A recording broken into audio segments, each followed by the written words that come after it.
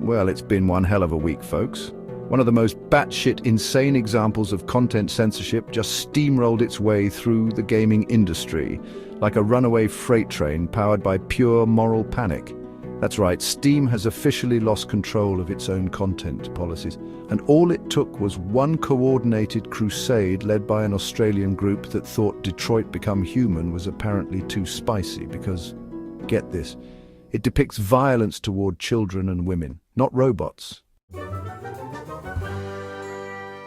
This isn't even the beginning, it's just a warning shot, and it's only going to get worse.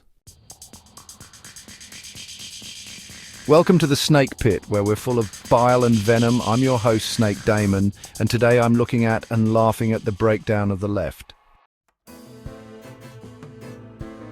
So let's talk about a very real issue plaguing modern gaming. One that blends politics, policy, panic and profit into a tangled mess: online safety laws and content bans. I've touched on this topic before, but now we're diving deeper, especially in light of the UK's Online Safety Act 2023, which came into full effect on July 25th, 2025. On paper, the Online Safety Act seems reasonable, even necessary.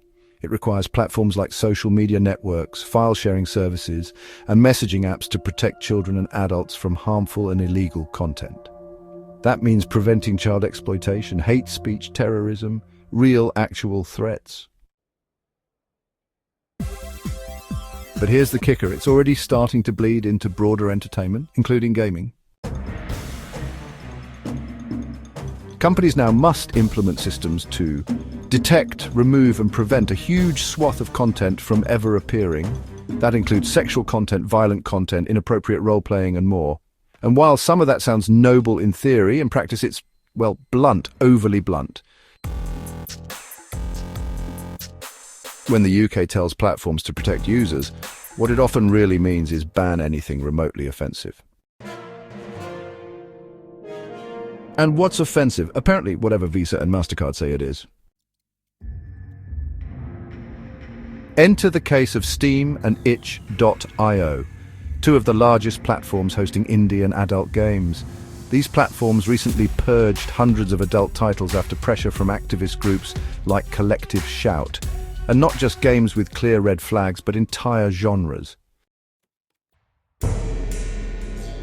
These credit giants, honestly, they hold a near-total monopoly on online payments. If they pull the plug, well, a developer or distributor is completely screwed.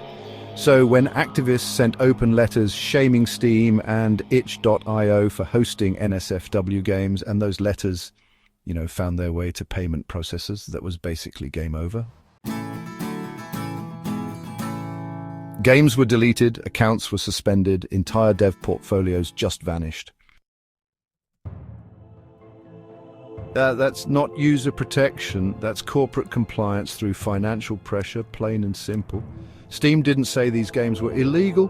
Itch.io didn't say these games violated laws. They simply said, we can't process your payment anymore, so you're gone. Is this still about protecting kids, or is this about optics and liability? Technically, no. Legally, still no, but functionally, absolutely.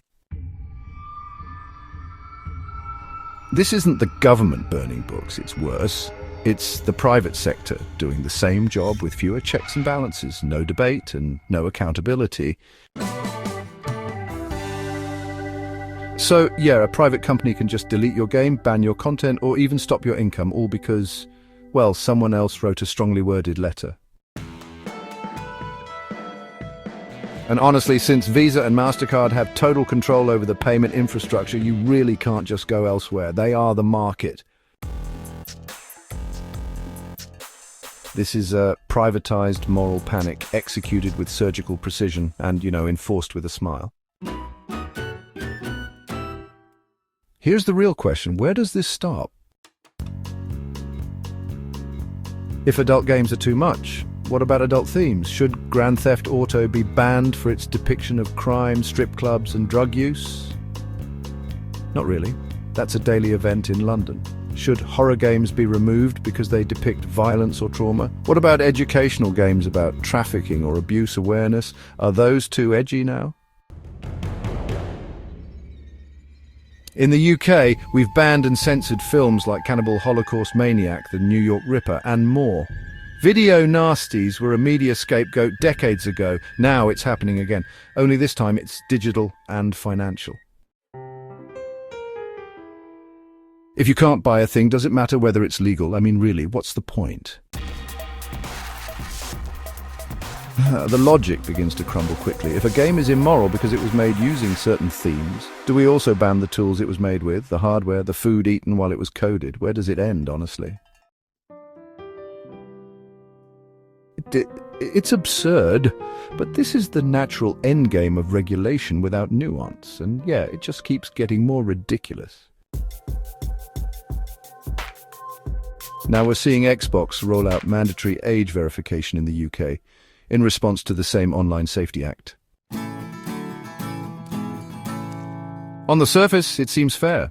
After all, you don't want kids accessing mature games, right? Except here's the issue. It's patronizing, clunky, and unnecessary for adults. If you created your Xbox account during the Xbox 360 era, say 2005, you're at least in your late 20s or 30s by now. Yet, Xbox wants you to upload a government-issued ID scan, a barcode, or check your credit card to verify your age. Because apparently, decades of activity aren't enough proof. Something I've never been able to get, can't drive due to medical reason, can't get a passport. Hell, I haven't even got a proper birth certificate as a name change, which wasn't official during school, rendered it irrelevant. This isn't about safety, it's about covering corporate arse. Kim Coons of Xbox says this is part of investment in player trust, but let's be honest, this is damage control disguised as virtue. And yeah, it's only going to get worse as other countries adopt similar acts. Once age verification becomes the norm, how long before it's required for every platform? I mean, really, how long before we're forced to re-verify our identity every single time we play a game with blood or, a bit of cleavage? And just think, how long before more genres get quietly erased for being problematic?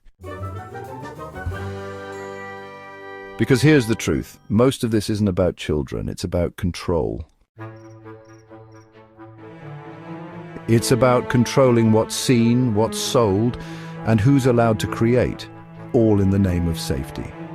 But honestly, when your safety comes at the cost of expression, commerce, and adulthood, it stops being safety and starts becoming surveillance. And here's where it gets laughable, because there was a better answer, staring everyone in the face.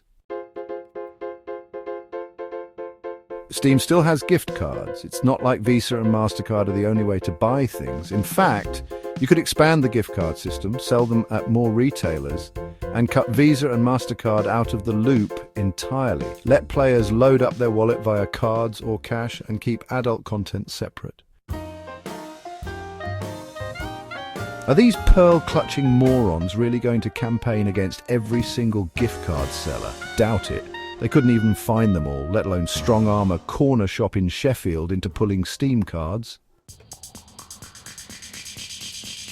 And hey, maybe one company might even grow a spine. Unlikely, but weirder things have happened. Hell, I don't even use my card online. Cash is king, and platforms like Steam could absolutely function without major processors. They'd just be trimming the fat.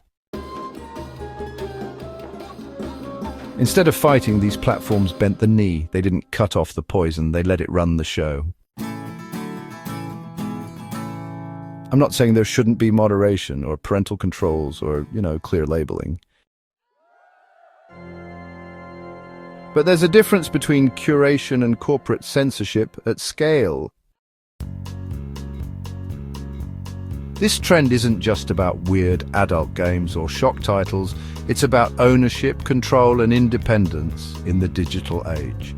If the tools we rely on to create, distribute, and profit from our art can be taken away overnight, not by government, but by banks and platforms, then we need to seriously ask,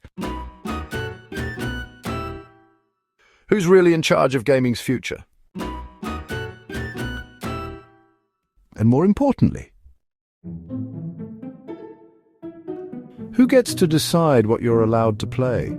Thanks for dropping by the snake pit, where we thrive on untapped potential and lost opportunities. Don't forget to subscribe and hit that bell, like the video, and leave your opinions in the comments, where naturally I won't read them. Until next time, stay venomous.